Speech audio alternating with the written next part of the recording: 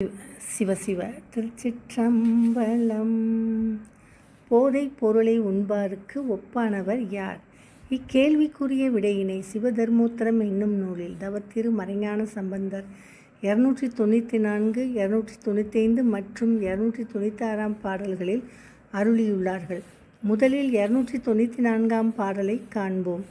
ஆதி அமலன் அருளாளன் அனகன் அருள்செய் ஆகமத்தை ஓதி அதனை ஒலிப்பானும் ஒலிசேர் அனலை ஓம்பானும் மாதாவுடனும் பிதாவுடனும் மாறாய் அவர் சொல் மறுப்பானும் ஓதா உரையை உரைத்தான் என்று உற்றே நடுவாய் உரைப்பானும் என்பதாகும்.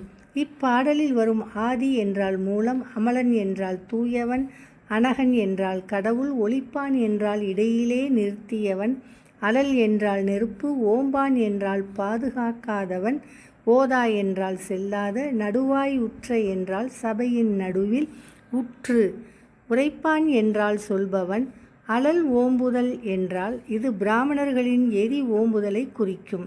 தீயினை கும்பிடும் பார்ப்பான் என்பது பாரதியார் உரை. சமர்த்த பிராமணர்களுக்கு ஓமத்தியை வணங்குவதும் காயத்ரியை சொல்லி கதிரவனை வணங்குவதும் கடவுள் வழிபாடு ஆகும். இனி இப்பாடலின் பொருளை காண்போம்.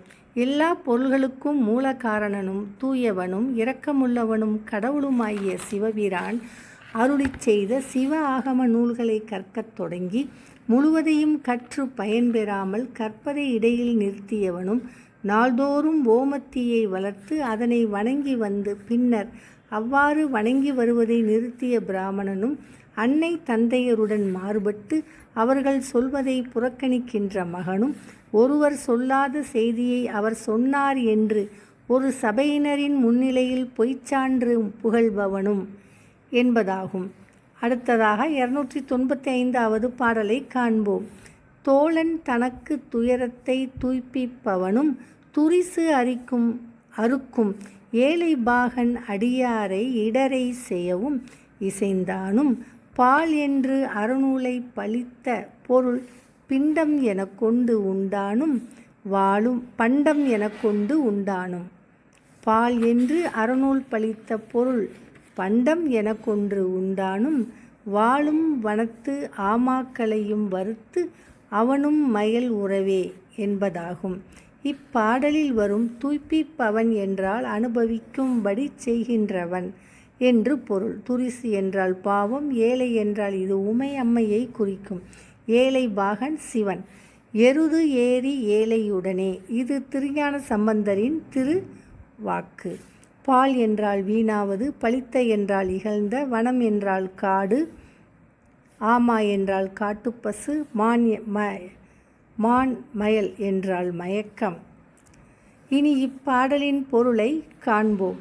பழகிய நண்பனுக்கு துன்பங்கள் உண்டாக்குபவனும் பாவங்களை போக்குபவனும் உமையம்மையை ஒரு பக்கத்தில் கொண்டவனுமாகிய சிவபெருமானுடைய அடியவர்களுக்கு இடையூறுகள் செய்ய சம்மதித்தவனும், சிவாகமங்க நூல்கள் உண்ணத்தகாதது என்று விளக்கிய பொருளான உண்ணத்தகுந்த பொருள் என்று ஏற்று உண்டவனும், காட்டில் வாழும் பசு மான் முதலியவை மயலுமாறு வேட்டையாடுகின்றவனும் என்பதாகும். அடுத்ததாக 296 பாடலை காண்போம்.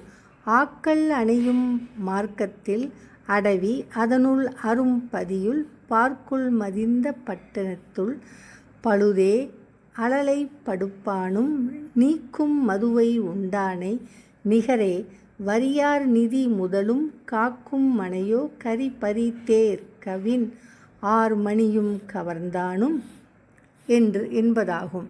இப்பாடலில் வரும் ஆக்கல் என்றால் பசுக்கள், அணையும் என்றால் தங்கி நிற்கும் என்று பொருள்.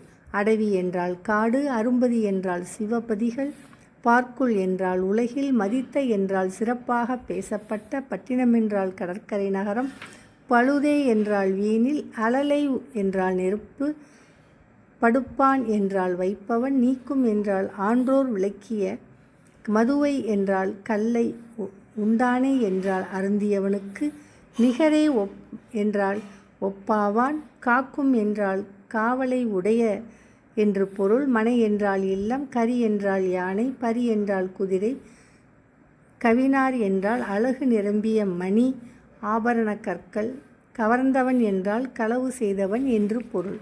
இப்பாடலின் பொருளை காண்போம்.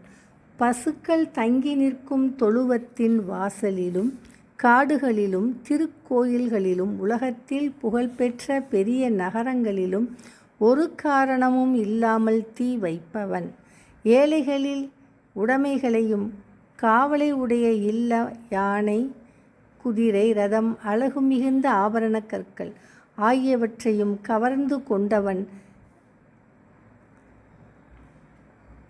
என்றினோம். அறநூல்களால் ஆகாது என விளக்கப்பட்ட போதைப் பொருட்களை அருந்தியவனுக்கு ஒப்பாவர். திருச்சிற்றம்பலம்.